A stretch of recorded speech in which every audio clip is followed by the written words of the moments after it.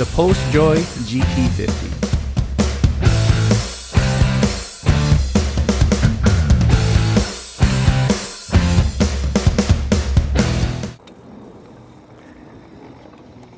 Hello everyone, welcome to Brian Unboxed. In this video, we're going to look at the PostJoy GT50 electric bike.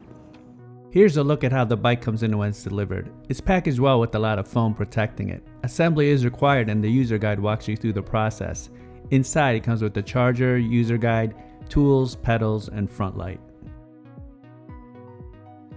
So here's the bike fully assembled. The assembly process was straightforward. Basically you have to install the handlebars, the front light, the front fender, then you have to install the front wheel, install the pedals, install the rear fender, and then tighten up the rear suspension. Then after that, you're pretty much good to go. You just have to charge it.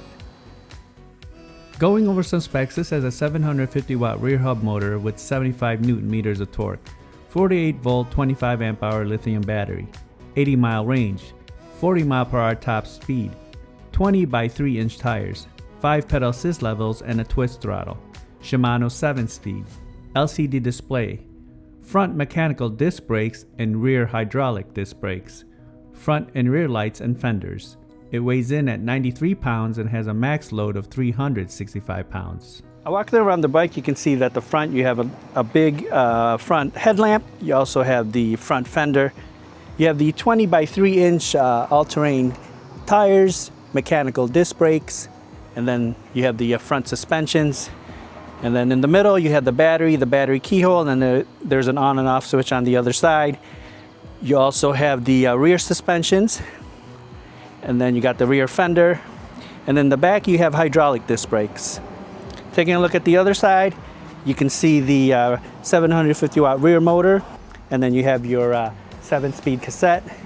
The handlebar area, you can see you have the brake levers, you have your controls on your left side, you have the display, you have the gear shifter, and then the twist throttle.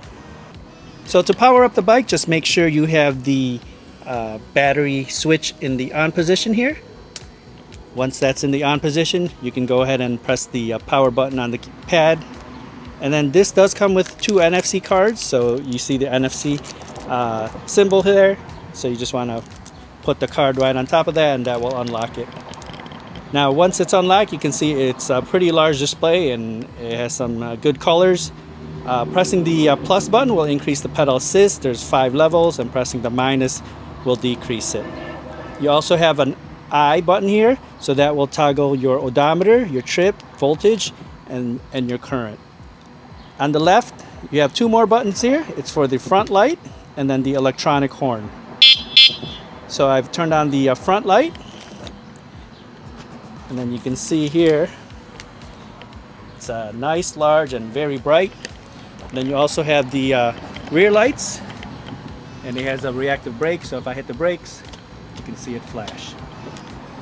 So hopefully you can see the display pretty good. If it is flashing, that's just the camera settings. The display doesn't flicker at all. It's just solid throughout. So again, that's just the camera settings if you see it flickering. Now I'll show some footage of the bike in use. I'll test it out on rough terrain, show the different pedal assist levels, throttle, test the brakes, see how it does uphill, downhill, and then give my thoughts. Now I'm going to do the rough terrain test. I'm going to take it down this trail, and it's pretty bumpy, and we have gravel on the side.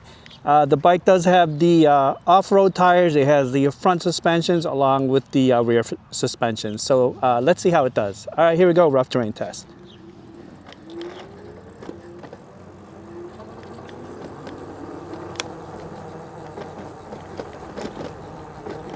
All right, so far so good, absorbing the bumps. Saddle is nice and wide, very soft. All right, into the gravel here.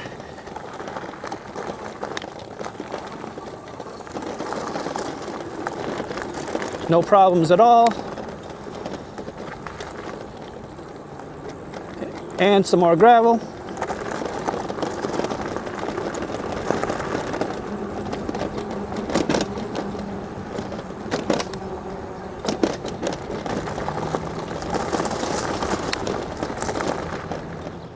Now I'll just take it into the grass here, see how it does in the bumpy terrain.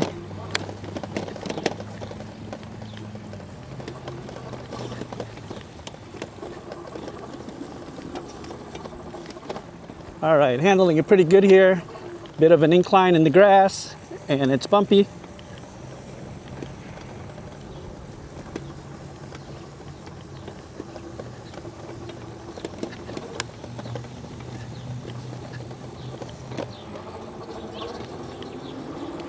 Able to make the transition from the grass to the smooth surface, no problems.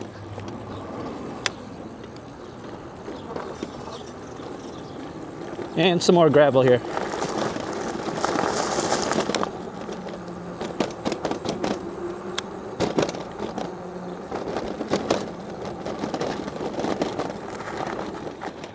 Now onto the speed test. The bike does have the twist throttle, and it also has the 5-pedal assist levels. I'm going to go through each level one at a time and see how fast that goes, and then after that I'll just use the twist throttle. All right, here we go, speed test, pedal assist 1.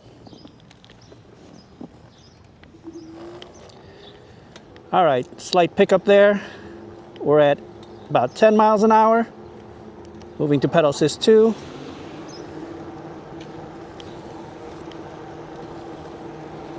About 15 and a half.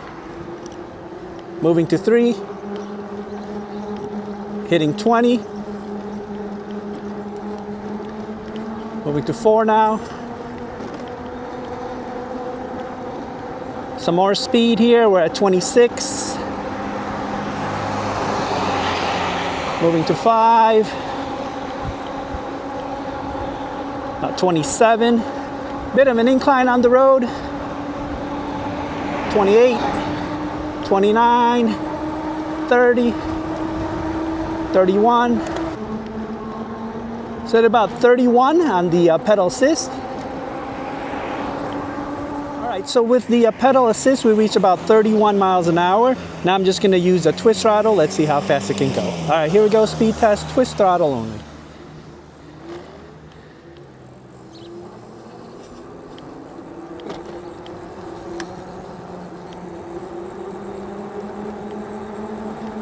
All right, we're at 21, 22.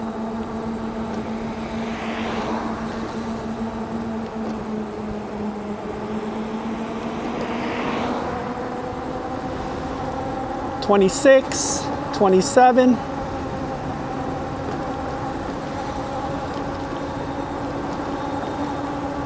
$28,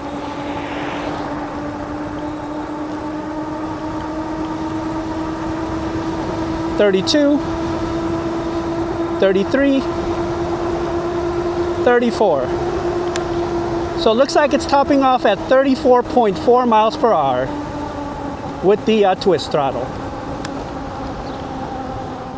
Now let's test out the brakes. I'm going to take it to a good amount of speed, and then once I come into view, you can use the parking lines for reference. All right, here we go, brake test.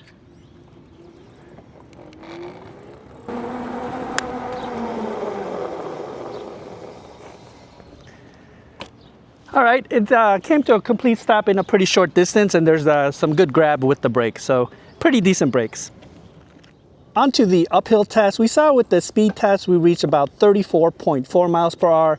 So let's see how it does going uphill here, if we lose speed or if we maintain the speed. I'm just gonna use a twist throttle. All right, so let's see how it does. And after that, we'll just do the downhill test and see how it handles.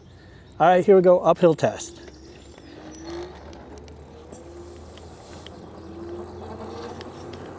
All right, nice gradual acceleration. The motor is fairly quiet here. We're up to 24 now, 26, 27. So it looks like we're gonna begin the climb at about 28.5 miles per hour.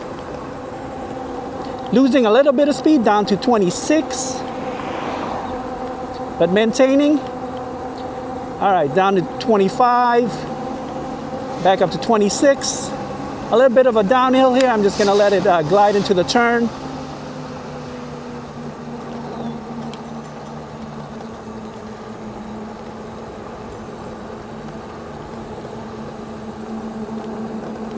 So with the uphill test, we began the climb about 28 miles per hour and just lost a little bit of speed down to 26, but it was able to maintain it and power through the incline. Now we'll just do the downhill test. Let's see how it handles. And as always, I'll probably have to slow it down at that midpoint area. All right, here we go, downhill test.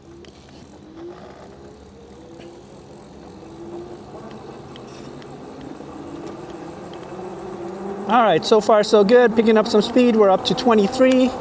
Just gonna let it glide here. No rattles, no vibrations. The steering is stable. The off-road tires are a little bit noisy, but other than that, everything is nice and smooth.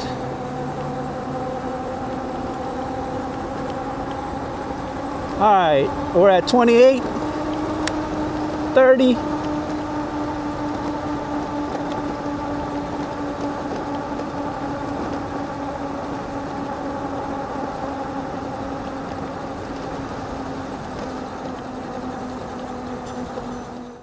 Here are my thoughts on the bike. The assembly process was straightforward and the user manual walks you through the process. I did run into a minor issue with the handlebar stem as it didn't tighten all the way. A replacement was sent out and everything worked fine after. The paint is a black finish and has orange accenting on the suspension springs in the rear and the front. There were no imperfections during the shipping process. I like that it comes with the lights and fenders. The bike feels solid, but it's a bit on the heavier side at 93 pounds. It has a moped dirt bike type design. The saddle is long and soft, was very comfortable and had no issues during longer rides. The handlebars are decent length. The steering felt stable and tight, no rattles or vibrations. It handled the rough surfaces with no issues. The front and rear suspensions along with the off-road tires did its job in the rough terrain. The 750 watt motor with 75 Newton meters torque was decent. It was able to handle the inclines with minimal speed loss and maintained about 25 miles per hour. With pedal assist, I reached 31 miles per hour and 34 miles per hour with the twist throttle.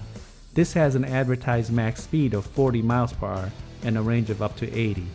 This will depend on the throttle usage, pedal assist level, weight, and environment that you're in. The brakes had decent stopping power and they grabbed on quick. The front is mechanical and the rear is hydraulic. I would have liked to have seen hydraulic brakes throughout instead of just the rear. The display is large and intuitive, easy to navigate, but it does get washed out on bright sunny days. Overall, the bike was fun to ride. It handled multiple types of terrain with no issues. It had a good amount of power and is priced competitively. So that is my review of the PostJoy GT50 electric bike. If you like my video, go ahead and hit that like button, and if you haven't subscribed yet, hit that subscribe button as well. Until next time, this is Brian Unboxed. Take care, everyone.